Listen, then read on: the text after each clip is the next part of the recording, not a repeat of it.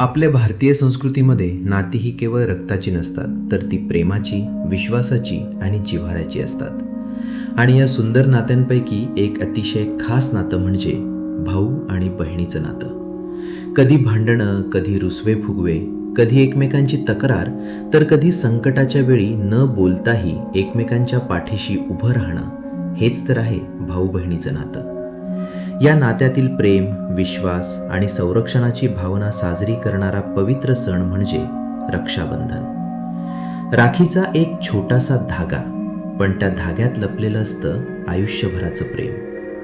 आज आपण जाणून घेणार आहोत रक्षाबंधनाची परंपरा, त्यामागील भावना, पौराणिक कथा आणि आधुनिक काळात या सणाचं बदलतं स्वरूप. रक्षाबंधन म्हणजे काय? श्रावण महिन्यातील पौर्णिमेला रक्षाबंधनाचा सण साजरा केला जातो. या दिवशी बहीण आपल्या भावाच्या मनगटावर प्रेमाने राखी बांधते.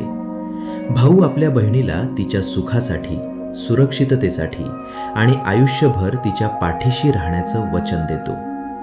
यानंतर बहीण भावाला औक्षण करते, भावाला गोड पदार्थ भरवते आणि भाऊ आपल्या बहिणीला प्रेमाने भेटवस्तू देतो.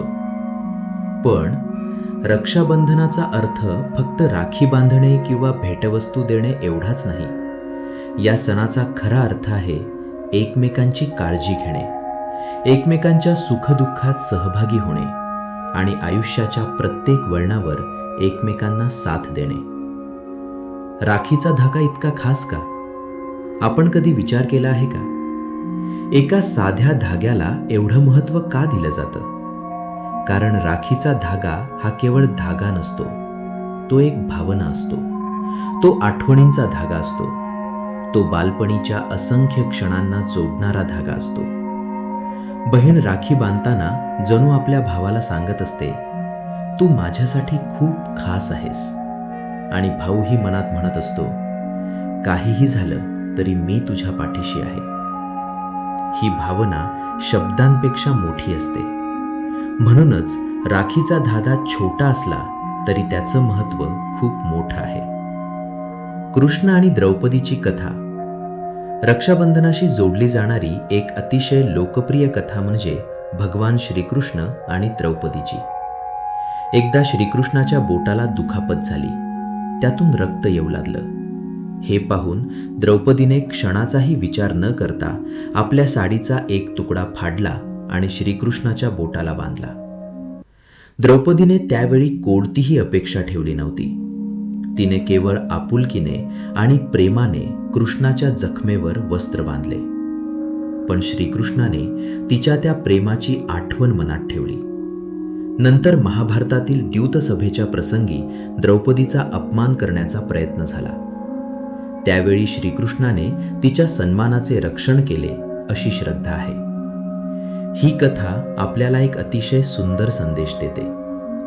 प्रेमाने केलेली छोटीशी कृती सुद्धा नात्याला आयुष्यभरासाठी मजबूत बनवू शकते. आपण एखाद्याला किती मोठी भेट दिली यापेक्षा आपण त्याच्यासाठी किती मनापासून उभे राहिलो हे महत्त्व असतं. रक्षाबंधन आणि ऐतिहासिक परंपरा. भारतीय इतिहासातही राखी आणि संरक्षणाच्या भावनेशी संबंधित अनेक कथा सांगितल्या जातात. राजपूत परंपरेमध्ये राखीला विशेष महत्त्व होतं. अनेक वेळा संकटाच्या काळात स्त्रिया आपल्या विश्वासातील पुरुषांना राखी पाठवत असत. ही राखी म्हणजे केवळ नात्याची खूण नव्हती, तर संरक्षण आणि सन्मानाची विनंतीही होती. यातून एक गोष्ट स्पष्ट होते, भारतीय संस्कृतीमध्ये रक्षण म्हणजे केवळ शारीरिक संरक्षण नाही, तर सन्मानाचं रक्षण, विश्वासाचं रक्षण, नात्यांचं रक्षण आणि संस्कृतीचं रक्षण ही देखील तितकीच महत्त्वाची जबाबदारी मानली गेली आहे. बालपण आणि भाऊ बहिणीचं नातं. रक्षाबंधन म्हटलं की सर्वात आधी आठवतं ते बालपण. घरातली ती छोटीशी खोली, एकमेकांशी होणारी भांडणं, खेळताना केलेल्या तक्रारी, आईकडे केलेल्या एकमेकांच्या तक्रारी. आई, त्याने माझं खेळणं घेतलं. आई, तिने मला मारलं. आई, तो माझं चॉकलेट खातोय. असं सगळं करत करत कधी बालपण निघून जातं ते कळतही नाही. एक दिवस दोघंही मोठे होतात. बहीण लग्न करून दुसऱ्या घरी जाते. भाऊ आपल्या कामात व्यस्त होतो. फोनवर बोलणं कमी होतं, भेटी कमी होतात, पण नातं कमी होत नाही. कारण काही नाती अंतरामुळे दूर होत नाहीत. उलट अंतर वाढलं की त्यांची किंमत अधिक जाणवते. बहिणीसाठी भाऊ म्हणजे काय? बहिणीसाठी भाऊ म्हणजे फक्त भाऊ नसतो. तो कधी तिचा मित्र असतो, कधी तिचा रक्षक असतो, कधी तिचा गुपितांचा साथीदार असतो, कधी तिच्याशी भांडणारा व्यक्ती असतो आणि कधी तिच्या डोळ्यातलं दुःख शब्द न बोलताही ओळखणारा माणूस असतो. लहानपणी बहीण भावाची तक्रार आईकडे करते. मोठी झाल्यावर मात्र तीच बहीण भावाच्या यशासाठी देवाकडे प्रार्थना करते. भावाच्या आयुष्यातील प्रत्येक आनंदात ती मनापासून आनंदी होते आणि भावाच्या दुःखात तिचं मनही अस्वस्थ होतं. भावासाठी बहीण म्हणजे काय? भावासाठी बहीण म्हणजे घरातील प्रेमाचा एक वेगळाच कोपरा. ती कितीही मोठी झाली तरी भावासाठी ती कधीकधी तीच लहानशी बहीण राहते, जिच्यासोबत त्याने बालपण घालवलं, जिच्यासोबत त्याने खेळलं, जिच्याशी भांडलं, जिची चेष्टा केली आणि जिचं लग्न झाल्यावर घरात अचानक एक शांतता जाणवली. रक्षाबंधनाच्या दिवशी जेव्हा बहीण भावाच्या मनगटावर राखी बांधते, तेव्हा अनेक भावांच्या मनात बालपणीच्या आठवणी पुन्हा जिवंत होतात. आजच्या काळातील रक्षाबंधन आज काळ बदलला आहे. पूर्वी बहीण भावाच्या घरी जाऊन राखी बांधायची. आज अनेक भाऊ बहिणी वेगवेगळ्या शहरांमध्ये राहतात, काही भारतात तर काही परदेशात.